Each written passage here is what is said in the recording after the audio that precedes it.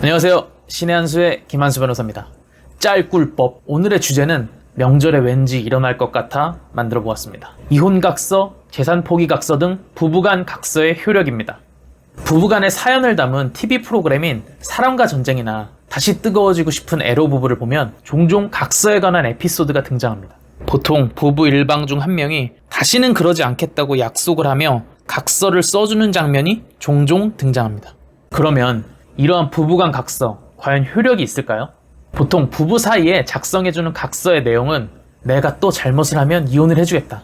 아니면 내가 또 잘못을 하면 이혼해주고 양육권도 주겠다. 그것도 아니면 내가 또 잘못하면 이혼도 해주고 재산 전부를 너에게 주겠다. 뭐 이런 내용입니다. 그런데 이러한 내용이 적힌 각서는 향후 이혼 소송 시 주요한 증거가 되면 변론으로 하고 원칙적으로는 효력이 없습니다.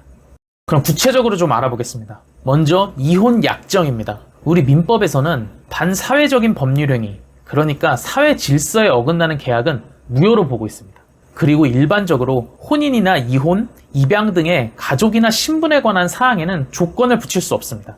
예를 들어 내가 다시 바람을 피우면 이혼을 해주겠다. 이런 약속은 이혼이라는 가족법상 행위에 바람을 피우면 이라는 조건을 붙이는 것이므로 무효입니다. 결국에 이러한 이혼 약정은 사회 질서에 위반하는 계약이고 또한 신분행위에 조건을 붙이는 것에 해당하여 무효에 해당합니다. 이처럼 이러한 내용의 각서를 작성해 주었더라도 아무런 효력이 발생하지 않습니다.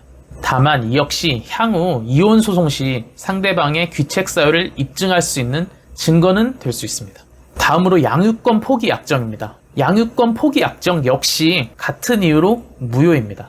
다만 이 역시도 향후 이혼 소송을 할 경우 만약에 양육권 분쟁이 발생한다면 자녀와의 애착관계 등을 주장하는 데 있어 유리한 근거 자료는 될 것으로 보입니다. 다음으로 재산 분할 포기 약정입니다. 가장 궁금해하시는 내용이죠. 각서 중에 가장 많이 작성하는 각서인 것 같아요. 저한테 이 부분을 묻는 분들이 꽤 많았습니다. 아무래도 부부간에 화면과 같은 재산 포기 약정이 종종 있나 봅니다. 그러면 이러한 재산 분할 포기 약정은 유효할까요? 먼저 재산 분할 청구권이라는 것은 이혼이 성립한 때 비로소 그 효과가 발생하는 것이 원칙입니다. 그런데 재산 분할 포기 각서 또는 재산 포기 각서는 보통 다시는 바람 피우지 않겠다, 도박을 하지 않겠다 등의 조건을 내걸고 작성하게 됩니다. 즉 이러한 조건 속에는 상대방과 결혼 생활을 지속하겠다는 의사가 있는 것이죠. 결국에는 이혼을 할 것을 전제로 작성한 것으로 보기 어렵기 때문에 인정되기 어렵습니다. 그렇다면 만약에 공증을 받았다면 다를까요? 아닙니다. 공증은 당사자 간에 이러이러한 내용이 담긴 각서를 작성하였다는 점을 확인하여 줄 뿐 그 내용까지 유효하게 만들어주지는 않습니다. 그런데 재산 분할 포기 약정이 유효한 경우도 있습니다. 그 약정이 이혼을 전제로 하며 부부 쌍방이 협력으로 형성된 공동재산 전부를 청산, 분배하려는 의도로 재산 분할의 대상이 되는 재산액, 이에 대한 쌍방의 기여도와 재산 분할 방법 등에 관하여 구체적으로 협의한 끝에 일방이 재산 분할을 포기하기로 한 사정이 있는 경우에는 그 유효함이 인정될 수 있습니다. 정말 한정적으로만 인정되는 것입니다. 그렇다면 부부간의 각서를 유효하게 작성하는 방법은 없을까요? 예전에는 부부간의 계약은 혼인 중 언제든지 취소할 수 있었습니다. 이른바 부부 계약 취소권 제도였죠.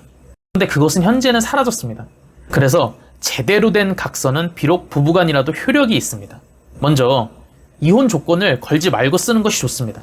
즉 바람을 또 피면 이혼해주고 재산도 포기한다 이런 내용 말고 바람을 또 피면 부동산이나 자동차를 증여해준다 이런 것처럼 마치 증여 계약서를 작성하듯이 작성하는 것이 좋습니다. 그리고 구체적인 사항을 반드시 정하여 작성하는 것이 좋습니다. 뭐 이를테면 증여하는 물품이나 증여 조건, 증여 시기 등을 구체적으로 기재하는 것이 좋습니다.